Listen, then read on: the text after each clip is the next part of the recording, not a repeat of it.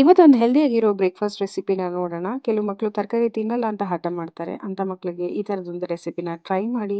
ಇದ್ರಲ್ಲಿ ತರಕಾರಿ ಇದೆ ಅನ್ನೋದೇ ಗೊತ್ತಾಗಲ್ಲ ಆ್ಯಂಡ್ ಕಲರ್‌ಫುಲ್ಲಾಗಿ ಕೂಡ ಇರುತ್ತೆ. ಅವ್ರಿಗೆ ಒಳ್ಳೆ ನ್ಯೂಟ್ರಿಷನ್ ಕೂಡ ಸಿಗುತ್ತೆ. ಅಷ್ಟು ಟೇಸ್ಟಿಯಾಗಿರೋ ಇವತ್ತೊಂದು ಬ್ರೇಕ್‌ಫಾಸ್ಟ್ ರೆಸಿಪಿ. ಕ್ವಿಕ್ಕಾಗಿ ಕೂಡ ಆಗುತ್ತೆ ಆ್ಯಂಡ್ ಸಖತ್ ಟೇಸ್ಟಿಯಾಗಿ ಕೂಡ ಇರುತ್ತೆ. 1 ಕಪ್ ಆಗುವಷ್ಟು ಗೋಧಿ ಹಿಟ್ಟನ್ನ ತಗೋತಾ ಇದ್ದೀನಿ. ಅದೇ ಕಪ್ ಮೆಷರ್‌ಮೆಂಟಲ್ಲಿ 1 ಕಪ್ ಆಗುವಷ್ಟು ರವೆ ಹಾಕೋತಾ ಇದ್ದೀನಿ.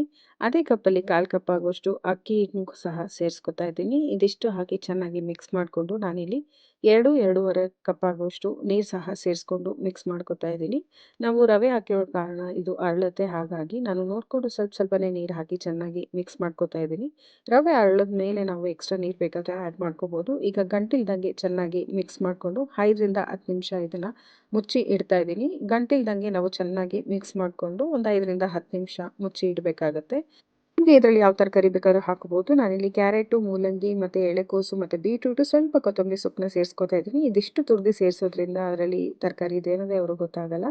ಈಗ 1 ಸ್ಪೂನ್ ಆಗೋಷ್ಟು ಜೀರಿಗೆ, 2 ಸ್ಪೂನ್ ಆಗೋಷ್ಟು ಎಳ್ಳನ್ನು ಸಹ ಸೇರಿಸ್ಕೊತಾ ಇದ್ದೀನಿ. ಈಗ ರುಚಿಗೆ ತಕ್ಕಷ್ಟು ಉಪ್ಪನ್ನು ಸಹ ಹಾಕ್ಕೊಂಡು ಚೆನ್ನಾಗಿ ಇದನ್ನು ಮಿಕ್ಸ್ ಮಾಡ್ಕೊತಾ ಇದ್ದೀನಿ. ಈ ಥರ ಮಾಡೋದ್ರಿಂದ ಮಕ್ಕಳಿಗೆ ಇದ್ರಲ್ಲಿ ತರಕಾರಿ ಇದೆ ಅನ್ನೋದೇ ಗೊತ್ತಾಗಲ್ಲ. ಸ್ವಲ್ಪ ಕಲರ್‌ಫುಲ್ಲಾಗಿ ಆ್ಯಂಡ್ ಡಿಫ್ರೆಂಟಾಗಿ ಕಾಣೋದ್ರಿಂದ ಅವ್ರಿಗೂ ಕೂಡ ಸ್ವಲ್ಪ ಇಂಟ್ರೆಸ್ಟಿಂಗ್ ಅನ್ಸ್ಕೊಂಡು ತಿಂತಾರೆ.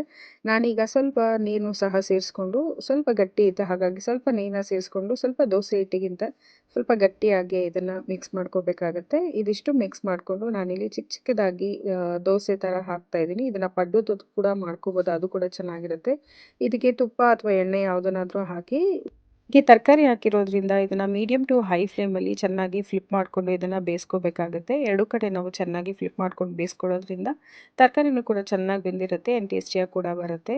ಆ್ಯಂಡ್ ಇದು ಕೂಡ ತುಂಬ ಸಿಂಪಲ್ ರೆಸಿಪಿ ಆ್ಯಂಡ್ ಕಲರ್ಫುಲ್ಲಾಗಿ ಕೂಡ ಇರುತ್ತೆ. ನೀವು ಒಂದ್ಸತಿ ಟ್ರೈ ಮಾಡಿ ಹೇಗಿತ್ತು ಅಂತ ಕಮೆಂಟ್ ಮೂಲಕ ತಿಳಿಸಿ. ಆ್ಯಂಡ್ ಯಾರಿನ್ನ ಚಾನಲ್ನ ಸಬ್ಸ್ಕ್ರೈಬ್ ಮಾಡ್ದಿರಾ ನೋಡ್ತಿದ್ರೆ ದಯವಿಟ್ಟು ಸಬ್ಸ್ಕ್ರೈಬ್ ಮಾಡ್ಕೊಂಡು ನೋಡಿ. ಮುಂದಿನ ಹೊಸ ರೆಸಿಪಿಯೊಂದಿಗೆ ಸಿಗ್ತೀನಿ. Thank you.